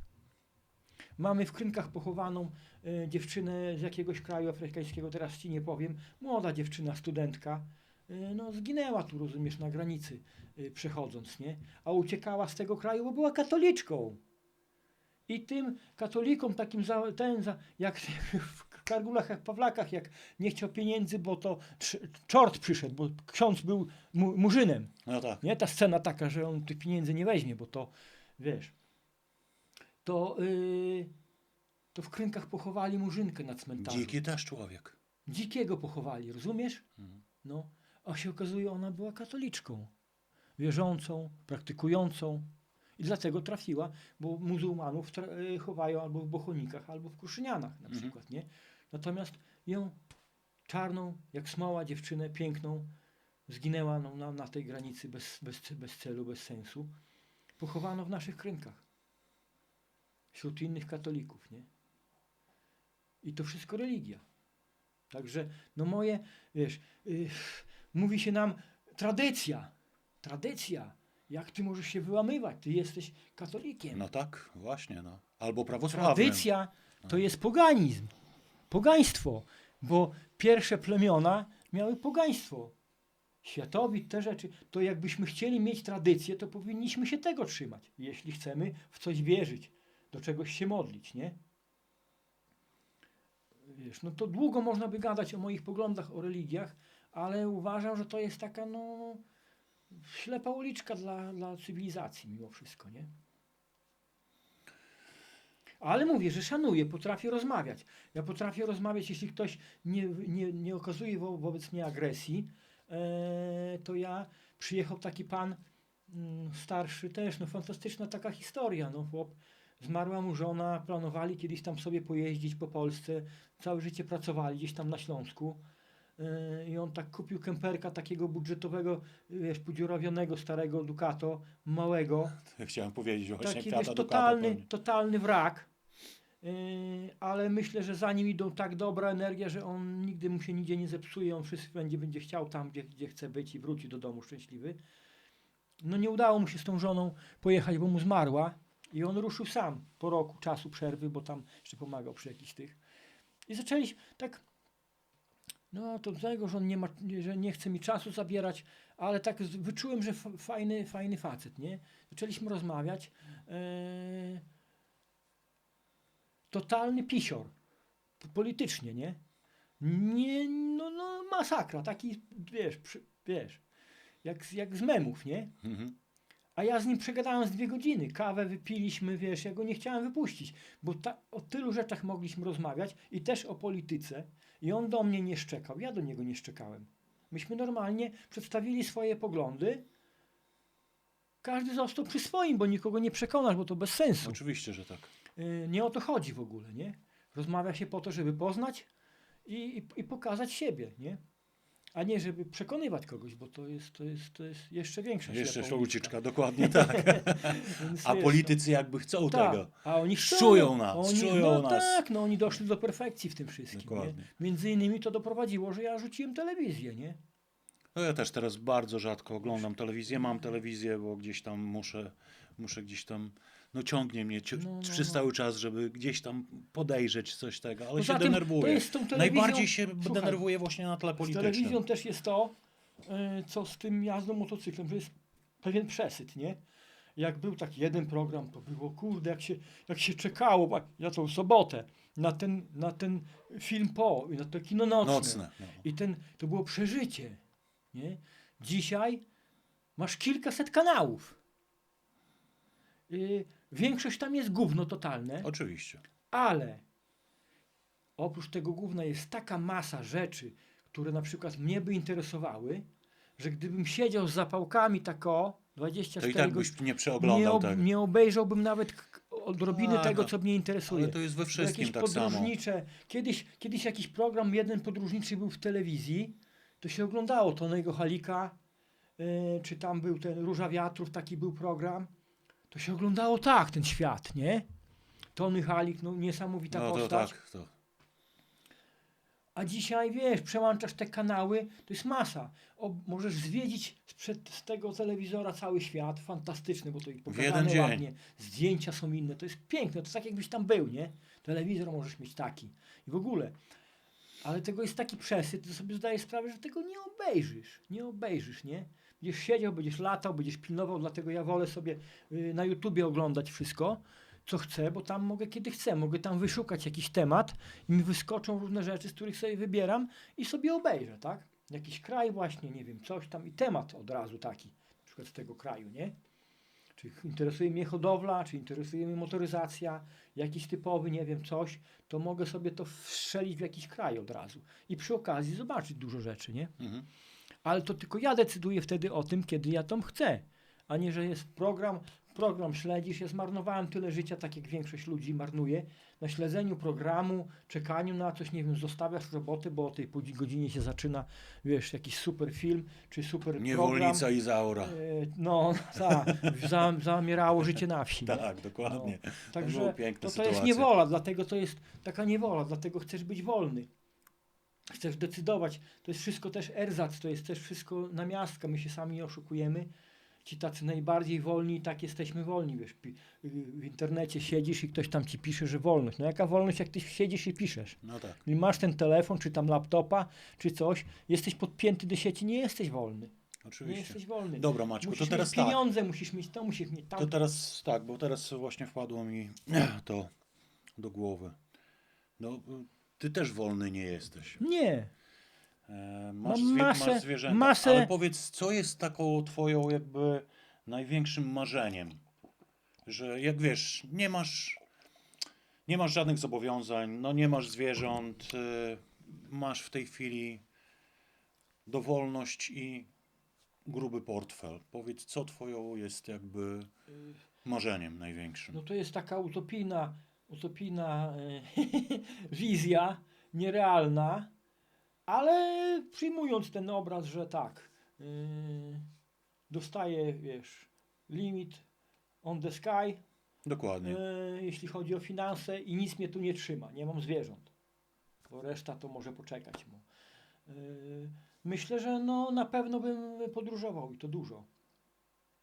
Co cię najbardziej interesuje z podróży? Kurczę, Jakie no, kraje, jakie jest destynacje? Jest tak dużo rzeczy, które chciałbym zobaczyć.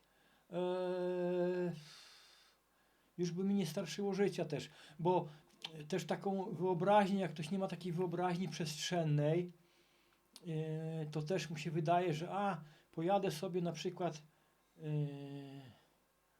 do Finlandii, zwiedzić Finlandię, nie? Nie polecam. Czy jakiś któryś kraj skandynawski, nie? I ze względów krajobrazowych, kulturowych, bo to dlaczego się coś zwiedza? Zwiedza się ze względu na krajobraz, ze względu na architekturę na przykład. Mnie nigdy nie ciągną żadne miasta. W życiu. Bym mógł srać kasą ja w Paryżu na przykład, czy tam gdziekolwiek w takim A daj mieście, spokój, to nie jest- miałbym co robić, To jest nie? tragedia. Może bym znalazł jakieś ciekawe, tak jak w Londynie na przykład, jak miałem wolną chwilę, no to tam parę miejsc sobie zobaczyłem, a tak w wolne chwile to jeździłem na taką dzielnicę Camden i jestem też taka ulica Camden i tam jest masę, wiesz, artystów, którzy robią różne rzeczy, takie Znana mi. ubrania bardzo fajne, jakieś takie Butiki, fajne rzeczy. niesamowite No. rzeczy tam są, więc tam Dużo lubię sobie na rękodzieła. przykład tylko tak pojechać, miałem nie tak strasznie daleko, w niedzielę miałem wolne, bo w sobotę też się pracowało, więc w niedzielę pojechać sobie, się przejść tym, wiesz, tą ulicą, tam i z powrotem sobie pozaglądać, jakiś drobiazg, coś sobie kupić, ewentualnie coś tam zjeść, pobyć w tym miejscu, nie? Mhm. Ale tak jakby to miasto, to wszystko, to wiesz, ludzie się zachwycają, no pięknie, no ktoś tam się tam wybudował, wiesz, no wracają do tej religii, nie? Największymi zabytkami to są jakieś Świątynie. różnych wyznań, nie? Mhm. I dla mnie każda świątynia, oprócz tego, że jeśli jest jakimś, wiesz, no, kunsztem budownica i jeszcze jak masz tą wyobraźnię, jak ktoś to robił bez takich maszyn, jak dzisiaj mamy, no to dobra, no fajnie wybudowano, nie? Ale z mojego punktu widzenia jest to totalnie bezsensowna budowla, z której można by wybudować całą dzielnicę domów dla ludzi, nie? A wybudowano świątynię, która tak naprawdę nie służy temu, żeby tam, nie wiem, przekazywać do tego Służy Kościołowi, żeby kościołowi, tej manipulować. administracji, Tak jest. czy to będzie islam, czy to będzie to, Oczywiście, czy to. że To tak. jest olbrzymia zawsze organizacja już, Tak jest. mniejsza czy większa. No oczywiście mniejsze to są nazywane sektami Tak.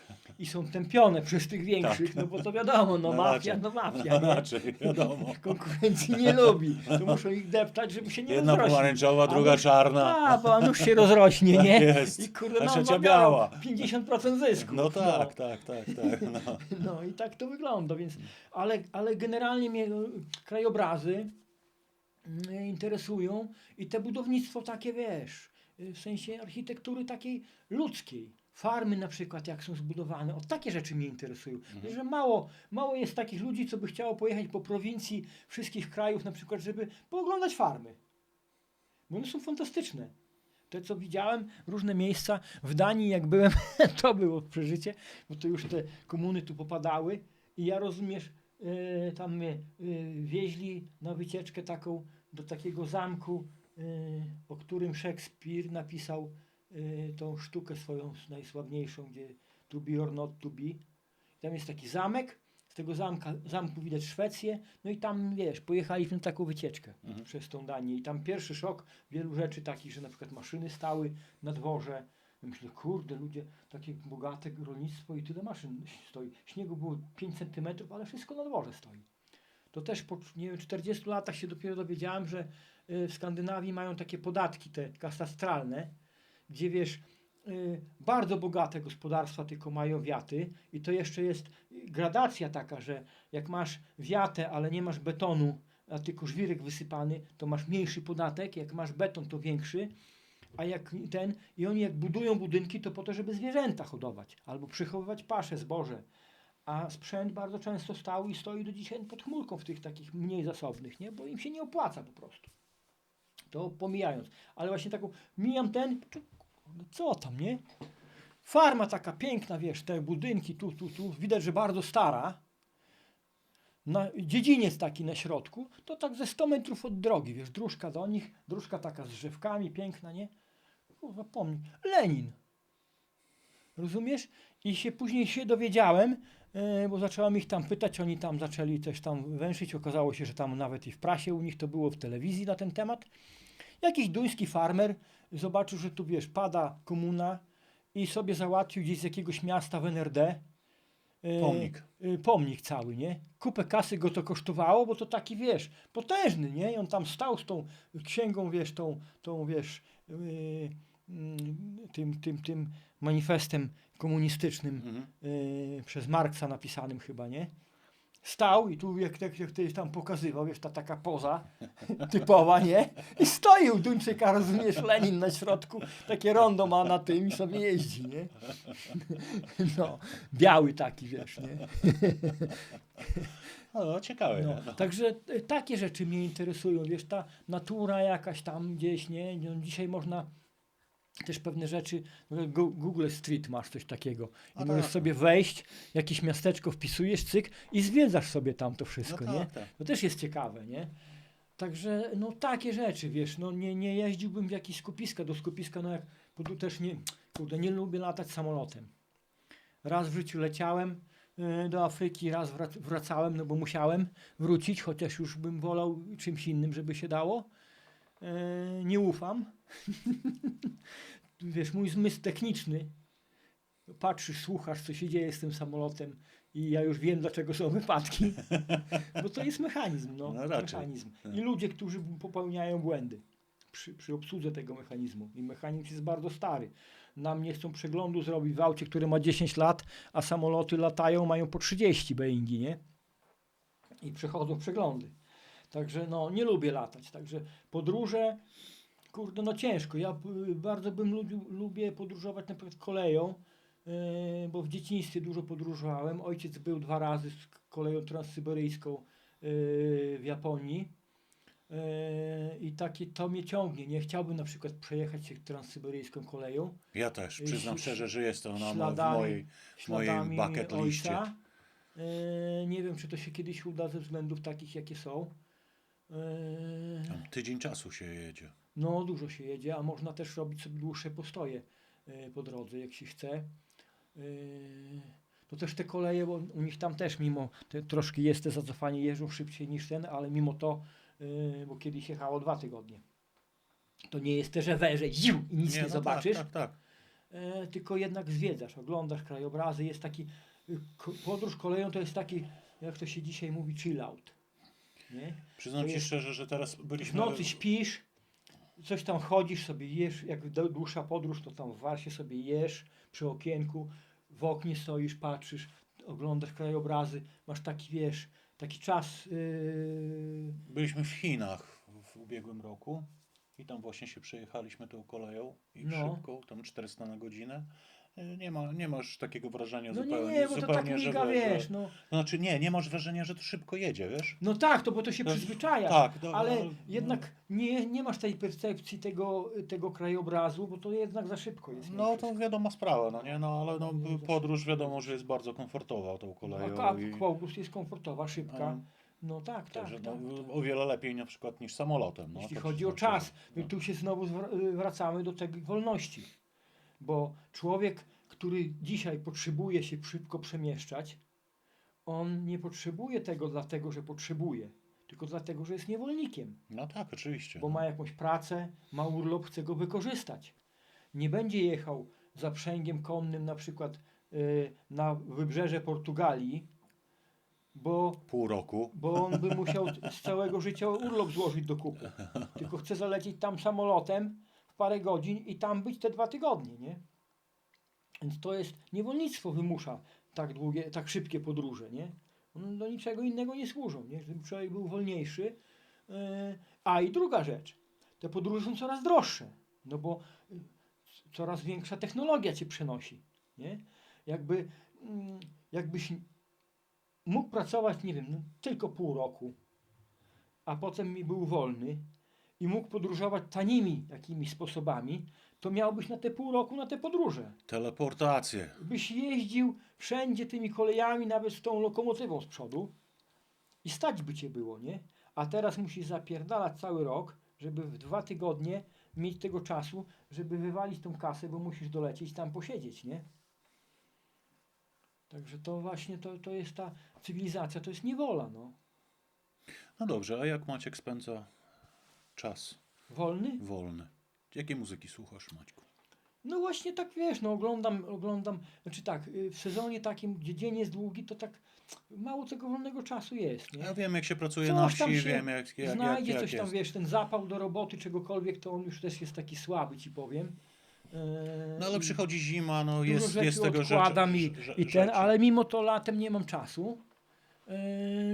żeby tam siedzieć, a zimą YouTube i dużo oglądam różne rzeczy ze świata, no, takie, które mnie ciekawią, no właśnie Bimbru takie, nie pędzisz, no bo to na wioskach zimą to przeważnie się pędziło bimber i się waliło no materiał. wiesz, ja muszę, no nie, no ja nie zabijam nudy alkoholem, ani innymi używkami, ja mam, mam zwierzęta, które zabierają mi ileś tam godzin dziennie, no muszę to ogarnąć, no jeździ się też, odwiedza się znajomych, posiedzieć, pogadać, tak? Chociaż też, to też jest taka olbrzymia zmiana jest, nawet w takich kontaktach, gdzie one były bardzo bliskie, one dzisiaj mocno są takie, wiesz, spotykamy się dużo rzadziej, Bo nie ma czasu, bo trzeba nie ma- gonić. nie ma czasu, to jest takie, kurde, no nie wiem, może no myśmy sobie to wbili, nie? Nie ma czasu. Kiedyś tak chłopa jak spotykał, jadąc na pole, albo robił ktoś też na polu obok, i nie tylko te konne czasy, ale już traktorami, nie? To się zatrzymywało i tam zależy właśnie od preferencji, to albo flaszkę wypili tam na tej między, pogadali, a jak nie, to tak długo przegadali o różnych sprawach. Poplotkowali tam, wiesz, to na jakiegoś sąsiada tam te rozmowy, czy miały sens, czy nie, ale to była rozmowa, nie? Mhm. I oni sobie mieli ten czas. A dzisiaj to jest tak, że sprzęt jest, kurde, wiesz, wydajny, ludzie robią, wiesz, tak szybko te prace różne, które kiedyś robili bardzo długo. I my się mijamy, tak jadąc traktorami, jest tylko takie cześć. Nie? Jakiegoś telefonu nie było, kurde, to było iść, zamawiać rozmowę, tam coś, wiesz, gdzieś, nie? Dzisiaj my mamy wszystkie telefony, to tak większość ludzi dzwoni, jak coś chce.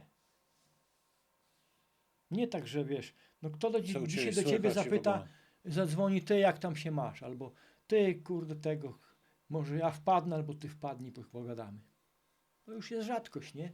Także te więzi też takie i sąsiedzkie, i przyjaźnie takie koleżeńskie, one się mocno rozchodzą. No też priorytety, ktoś tam ma rodziny, ktoś ma jakieś biznesy, pracę.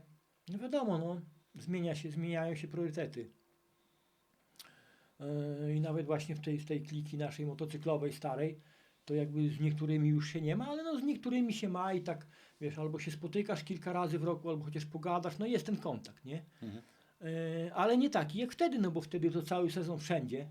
W Białymstoku jak się nic nie działo, to się jechało pod Lalki, bo kawiarnia Lalki to było takie miejsce, gdzie wszyscy przyjeżdżali, wiesz, i w ogóle też jest to miejsce tak kultowe, niepowtarzalne w Białymstoku, gdzie jest w tym samym miejscu ta sama knajpa. Tam był moment, że mieli to zamknąć, ale podpisy zbierano podobno wśród mieszkańców i udało się uratować. Ładnie to wyremontowali, fajnie zrobili i barmanem jest chłop, który tam jest od początku. Od początku. On się prawie nie zmienił, jakby się nie zestarzał. Ja rzadko, ale tam wpadam czasami gdzieś, jak z kimś, nawet jak ktoś chcesz gdzieś tego, to mówię, to do Lalek idziemy, nie? No i on tam zawsze jest, pogadamy, wiesz, pośmiejemy się, nie? No, kiedyś mieliśmy taką ścinkę nawet, bo on tam koniecznie chciał, żebym ja kurtkę zostawił u szatniarza, a wiesz, no nie chciało się kasy płacić, no bo kurde, no i, Raczej. wiesz, bo to chodziło wszystko o to tak naprawdę, żeby kasa tam została, nie? Mhm. No i ja, wiesz, ja nie zdejmę katany, bo to mówię, to jest taka kurtka, wiesz, nie zdejmuję, nie? No i ścinkę taką mieliśmy, nie pobiliśmy się, ale tak było ostro. No i tam kiedyś go później po iluś latach tam wszedłem, patrzę, kurde, nie mogę. No, Dalej on. nie? No dobra, no ale nie odpowiedziałaś mi, kurde, na pytanie. No, bo Jakiej muzyki słuchasz? Jakiej muzyki? A, widzisz, bo tego nie dosłyszałem. Jakiej muzyki słucham? Myślę, że dobrej. No to mam nadzieję, Słuchaj, no, że nie disco polo. wszystko to, co się wiąże, wiesz, ta muzyka taka z naszego punktu widzenia, twojego czy mojego, muzyka rozrywkowa, ale ambitna, to ona się wywodzi z bluesa. Z bluesa, no tak, no. Jasne. I to wszystko, co wyszło z bluesa, to jest fajne, no i wiesz, no to nie mogę ci powiedzieć, wiesz, tak, co, nie? bo to jest duży rozstrzał też. Oczywiście polska muzyka tam lat 80., 90. jeszcze tam trochę, nie? Wiesz, Manam, Perfekt, wiesz, no tam kilka takich zespołów, które dosyć krótko były, może nawet nie przeciągnęły tak długo jak Turbo, no dub, jeśli chodzi o muzykę regową. Dub i jeszcze był taki drugi zespół. Dub był bardziej taki, wiesz, przebojowy. Kurde, tej drugiej kapeli nie pamiętam. Mieli takie mądre teksty, fajną muzykę mieli. No rock w każdej dziedzinie, w każdym jakby gatunku. Nie powiem ci, że wiesz, jestem fanem tylko tego na przykład zespołu. Nie mam czegoś takiego, nie? Też przez YouTube, bo też jest dużo muzyki, nie? No tak, Także też no. czasami sobie robię taką przerwę między tymi tematami jakimiś, wiesz, motoryzacja, podróże, jakieś tam farmy, coś tego, zwierzęta. To wchodzę jakby potem ci ten YouTube oczywiście podrzuca i, wiesz, i sobie katuję na przykład jakieś koncerty Pink Floydów, czy tam nie wiem, no masę, bo tego jest tak dużo, No tak. wiesz, że po prostu wiesz, no to te lata już tam 70., no to legendy wszystko są, nie? Legendy. Niektórzy grają do dzisiaj, są dziadami takimi, że już strach, ale grają, dają No ale czadu. jak, kurczę, wiesz, odejdą, to co zostanie? No zostanie tylko to, co zrobili, nie? To wszystko, to są ludzie, to jest właśnie, to jest ta magia też, nie? Kina, muzyki, bo sztuki takiej, wiesz, jak obraz czy rzeźba, to też jest jakby nieśmiertelny ten ktoś, nie? Ale to widzisz tylko jego dzieło. Możesz się zainteresować, poczytać o jego historii, przeważnie jakiejś tam dramatycznej i nędzarskiej, ale on tobą ty nim nie możesz żyć, nie? Natomiast aktor No tak, czy muzyk jest... póki jest zapisane jego koncert, jego jakaś rozmowa, to on jest żywy, nie? Włączasz, wiesz, radio, leci Manam, kurde, wiesz, wyrywasz flaki, nie? Bo to, no, i tak, no masę takich jest sytuacji, nie? I oni odchodzą, cały czas odchodzą codziennie, ktoś tam odchodzi z tych naszych bohaterów młodych lat, ale oni odchodzą tylko tak, wiesz, można powiedzieć, że kończą życie. Można powiedzieć, że wirtualnie odchodzą, No tak. a fizycznie są z nami do końca, nie? Oni odejdą, jak my odejdziemy, dla nas. No tak. Bo tak to jest to samo, nie? I rozpoznajesz, wiesz, może zapomnieć. Ich świat czasami. się skończy Ich dla świat nas, się jak skończy, jak nas wiesz, nie będzie. Za Tak? ileś lat, wiesz, no to tak zawsze tak jest, no dla nas coś jest klasyką. Wiesz, dzisiaj już jest takie pokolenie, dla których klasyką już jest coś, co dla nas jest syfem jakimś, a dla nich już jest klasyką, bo to było 20 lat temu, oni byli młodzi, słuchali jakichś tych pierwszych rapów na przykład i dla nich to jest klasyka, nie? Także no to wiesz, no punkt widzenia od punktu siedzenia zależy. No tak. Jest takie powiedzenie, że muzyka łączy, łagodzi obyczaje to różnie, ale łączy faktycznie, jak ktoś nie jest, no tak jak z tą rozmową, jak jesteś na tyle otwarty i potrafisz rozmawiać z kimś, kto ma zupełnie inne poglądy, a ta rozmowa bywa jeszcze bardziej ciekawa, bo jak masz takie same, to się nuda robi. No raczej. Ale jak są pewne różnice, to wtedy jest ciekawa rozmowa, nie? I to samo jest z muzyką, nie? Że no, wiesz, no czasami się przekonasz, przełamiesz i kurde, coś w tym jest, nie? Przez lata, jak młody byłem, gówniarz, no to cała muzyka klasyczna, to kurde, wiesz, od razu wyłączałeś, nie? Nie, absolutnie. Żadnych fortepianów, tych orkiestry, nic, nie? A później się odkrywa, że są rzeczy, które są zajebiste, nie? Na tyle są zajebiste, że potrafią zespoły rockowe na przykład grać, masę było takich że płytę na przykład nagrają wspólnie z jakąś orkiestrą, z czymś i stworzą arcydzieło, gdzie łączą wiesz, te utwory, ci grają rockowe orkiestrą, rockowcy grają wiesz, jakiś klasyk muzyki klasycznej. Wiem coś o tym, bo akurat to było jedno z moich marzeń, które spełniłem w styczniu tego Aha. roku. I graliśmy z orkiestrą w Łodzi, w No, ogromnym klubie, mamy nagrane. no. Gdzieś tam pewnie ta płyta No wyjdzie. to są fajne, właśnie fajne rzeczy, No, że, to jest- że się łączy. Tak samo te podróże. Podróże są fajne, bo poznajesz na swojej drodze ludzi, wiesz, z innych kultur zupełnie, z innych światów, zupełnie w innych butach, że tak powiem, wychowanych, więc jak nie jesteś takim jakimś, wiesz, nienawidzisz wszystkich poza sobą, z tym swoim grajdołem, bo jak byłem w tej Tunezji na przykład, no to byłem na jednej wycieczce, bo tam było masę takich organizowanych, ale jedna mi wystarczyła. Pojechałem na taką wycieczkę, gdzie był przewodnik z Tunezji, który studiował w Polsce, fantastycznie po polsku rozmawiał, więc tam wrócił do Tunezji i tam został przewodnikiem. Ale była taki nieduży autokarek z kilku tych kurortów zebrana było chętnych z Polakami, nie? Mhm. I to był następny, to po prostu tragedia, tragedia, tragedia. Ci ludzie nienawidzą wszystkich naokoło, nic im się nie podoba. Żarcie, które było wspaniałe, absolutnie nie, bo przecież jak nie ma bigosu schabowego i nie wiem, tam czegoś jeszcze, to się nie nadaje do jedzenia.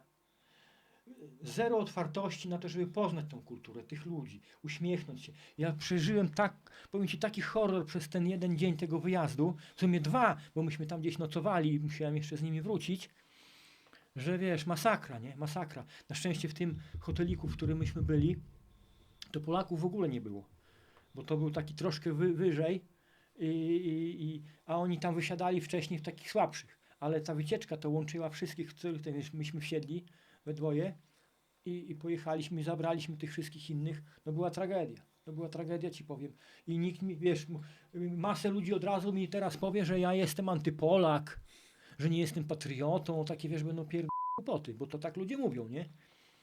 A ja po prostu umiem zauważyć jakieś wady, nie? Bo no taka jest prawda. No my jesteśmy jako naród tacy kurde mało otwarci. No z wyjątkami oczywiście, bo masę ludzi podróżuje i wiesz, ale to tacy podróżnicy. A takich, co z tej korporacji czy z jakiejś firemki wyjeżdża, odłożył tą kasę i jedzie gdzieś tam, bo musi sobie na Facebooka potem zdjęcia wstawić, że gdzieś był, to on nienawidzi tych ludzi, którzy go tam obsługują, są fantastycznie mili, przyjemni, nie? I ja po tym przejściu, że byliśmy na tym wyjeździe, no to potem zwiedzaliśmy, bo okazuje się, że bardzo tanie i łatwo można tam sobie pozwiedzać też samemu.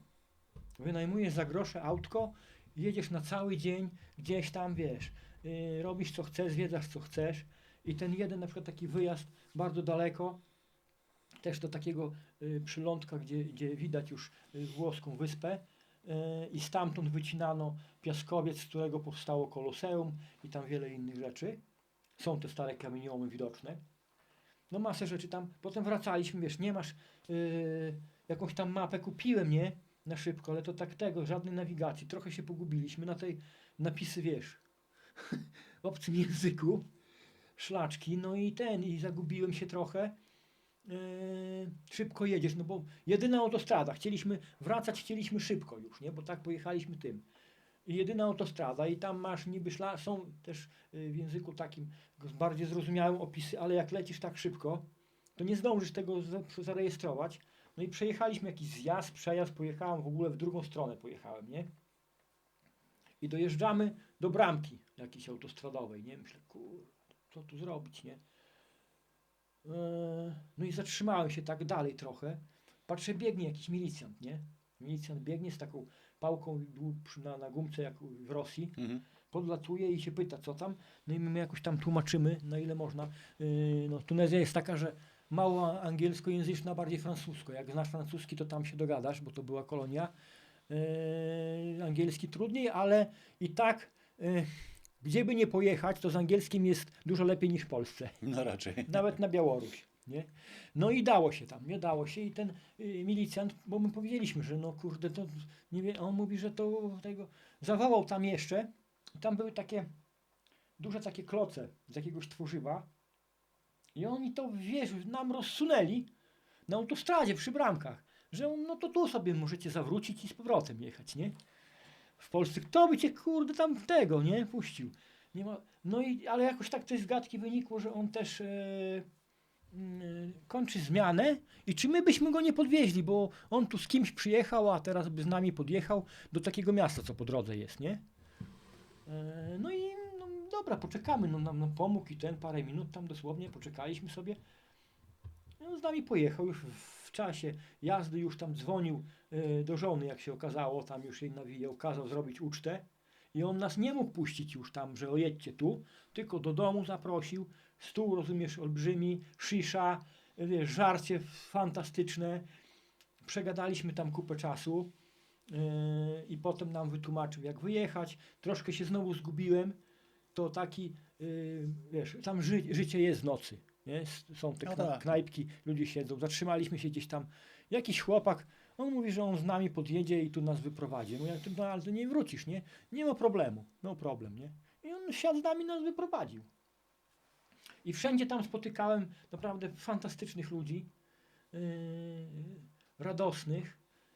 Mimo że była dyktatura jeszcze wtedy, która ta dyktatura też dawała im bardzo dużo wolności, takiej na przykład ekonomicznej, bo on tam dekrety takie, że no biedny kraj, możesz sobie zarabiać, możesz prowadzić działalność, on pozwalał ludziom jeździć z baniakami, z beczkami do Kaddafiego, do Libii, bo tam, wiesz, po prostu za 10 Tak, to groszy wszystko za darmo litr praktycznie. tankowali te paliwo i mogli je sprzedawać przy drogach takim biedniejszym ludziom, taniej niż w CPN-ach. I nikt ich nie ściga za to, bo im na to pozwolono, że ty chcesz utrzymać swoją rodzinę i pracuj. Nie? Że podróże właśnie są po to, żeby takie rzeczy poznawać.